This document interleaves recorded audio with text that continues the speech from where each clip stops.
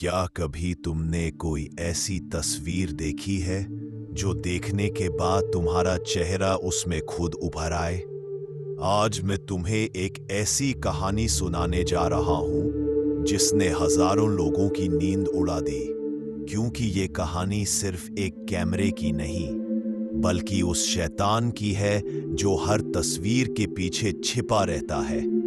जो भी इस वीडियो को अभी देख रहा है, मैं एक बात पहले ही कह दूं, अगर तुम्हारे पास कोई पुरानी फोटो है तो उसे ध्यान से मत देखना, क्योंकि हो सकता है उसके पीछे कोई तुम्हें देख रहा हो। तो चैनल को सब्सक्राइब कर लो, क्योंकि इस कहानी के बाद तुम्हें अंधेरा भी अपना नाम लेकर पुकारेगा। और अब शुरू होती है शैतान की तस्वीर, एक ऐसी कहानी जो सुन रात के 12 बजे थे। फोटोग्राफर आरव अपनी पुरानी यादों की फाइलें चेक कर रहा था। वो कॉलेज में रहते हुए छोड़े गए अपने पुराने कैमरे की मेमोरी कार्ड खोलता है और उसे उसमें एक अजीब फोटो दिखती है। फोटो धुंधली थी, लेकिन उसमें कोई खड़ा था, काले कपड़ों में, चेहरा पूरी तरह धुंध से ढका और सिर्फ एक लाल आंख चमक रही थी। आरव ने सिर झटका। ये मैंने कब खींची थी? वो कैमरा तो सालों पहले बंद पड़ा था। उसके अंदर ऐसी फोटो हो ही नहीं सकती थी। वो फोटो को जूम करता है और उसकी सांस रुक जाती है। फोटो के पीछे उसका ही घर दिखाई दे रहा था। वो डर कर तुरंत लाइट ऑन करता है, पर दीवार पर वही फोटो लटक रही थी जिसे उसने अभी अभी लैपटॉप में देखा था। आरव ने कांपते हुए दीवार की तरफ देखा। फोटो में अब वो खुद भी दिखाई दे रहा था और उसके पीछे वो लाल आंखों वाला साया। हवा अचानक भारी हो गई। बाहर आरव ने कैमरा उठाकर बाहर भागा, पर गली में हर लैंप पोस्ट की रोशनी बुझने लगी। और जब उसने कैमरे की स्क्रीन देखी, हर फोटो में अब वही लाल आंखें दिखाई दे रही थीं।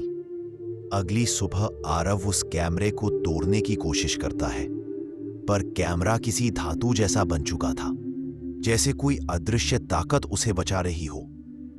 उसका दोस्त विवेक आता है।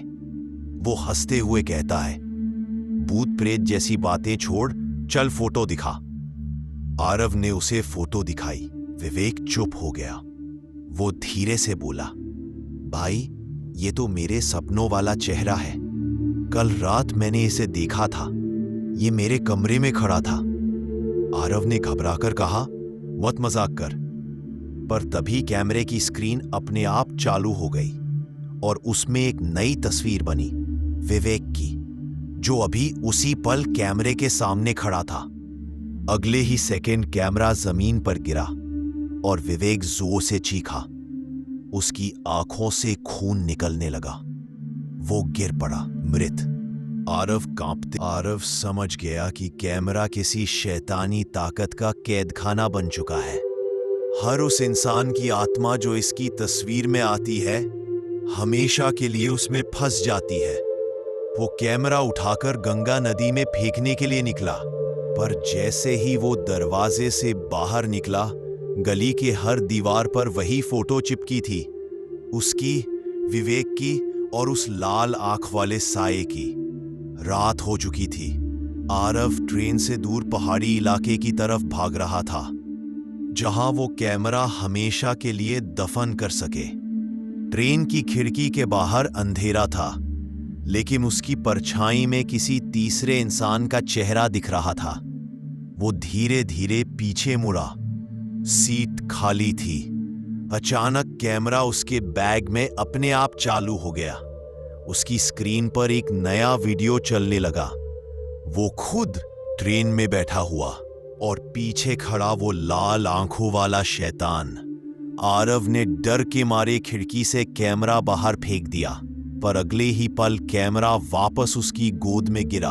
आरव समझ गया कि कैमरा किसी शैतानी ताकत का कैद खाना बन चुका है। हर उस इंसान की आत्मा जो इसकी तस्वीर में आती है हमेशा के लिए उसमें फंस जाती है। वो कैमरा उठाकर गंगा नदी में फेंकने के लिए निकला, पर जैसे ही वो दरवाजे से बाहर निकला, गली के हर दीवार पर वही फोटो चिपकी थी, उसकी, विवेक की और उस लाल आंख वाले साये की। रात हो चुकी थी। आरव ट्रेन से दूर पहाड़ी इलाके की तरफ भाग रहा था, जहां वो कैमरा हमेशा के लिए दफन कर सके। ट्रेन की खिड़की के बाहर अंधेरा था, लेकिन उसकी परछाई में किसी तीसरे इंसान का चेहरा दिख रहा था। वो धीरे धीरे पीछे मुड़ा। सीट खाली थी। अचानक कैमरा उसके बैग में अपने आप चालू हो गया। उसकी स्क्रीन पर एक नया वीडियो चलने लगा।